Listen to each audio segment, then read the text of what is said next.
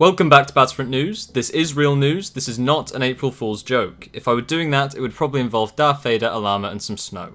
But putting this aside, today we have news that EA have confirmed that they are not following the new Star Wars movies. And also news that DICE may be developing an open-worldish game similar to that of the Batman series. Now on to the news for today. EA's new CEO, Andrew Wilson, has confirmed that EA's future Star Wars games will not be based on the upcoming movies by Disney. This is music to my ears. One of the major fears about Battlefront and the other Star Wars games being made by EA was that they would be similar to licensed games. Quickly produced, lacking in gameplay variety and somewhat cash cows. Thankfully, EA have confirmed that the new games they're producing will not be based on the upcoming Star Wars movies. Tell me what you think about this in the comments below. I would imagine that some of you are disappointed that EA will not be making a game based on the plot, but I would also imagine that some of you are quite pleased. So try to keep the flame war to a minimum. This news was confirmed when Wilson said, "When we look at the Star Wars properties, that's how we look at it. We're not trying to build a game that replicates the storyline of any particular film." This could also mean that Star Wars games produced by EA will not contain tie-ins or plot lines from the previous Star Wars films.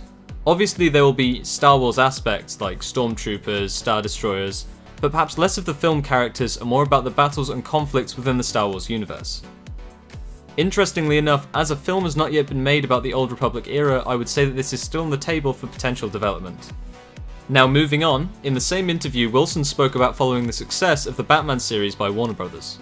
Wilson said, "What Warner Bros. Did with Batman was take the core roots of that IP and manifest that inside the walls of Gotham City, and delivered an interactive experience that had real ties to what you could see in the films, and what you had read in the comics, while having its own life because it could provide such deep and more immersive storylines." So summarising here, Wilson is basically saying that the Batman series nailed deep and immersive storytelling, while still delivering the original theme of Batman that everyone had grown to know and love. Fingers crossed here, this means that we might have an interesting Star Wars game coming out of EA in the future. With the Batman titles being focused on interactivity and their much loved open world features, then hopefully some of this will cross over into the Star Wars titles. Another big if here is that possibly Star Wars 1313, an open world Star Wars game which despite looking months from release was actually cancelled by Disney, could possibly make it back as an EA title. Very outlandish, almost definitely not going to happen, but there's still hope for the title yet. Now finally, Wilson ends with a bit of an emotional, inspirational pep talk sounding speech about video games. He said, "Great games work no matter what platform you're on or what business model you're going with. If you can provide great entertainment, then you can really get down to that minute-to-minute interaction that's fun and enjoyable and feels like great value." Definitely wise words from Wilson given the recent successes of games on non-traditional gaming platforms. However, I was a bit concerned given that he talked about business model not affecting the game's success.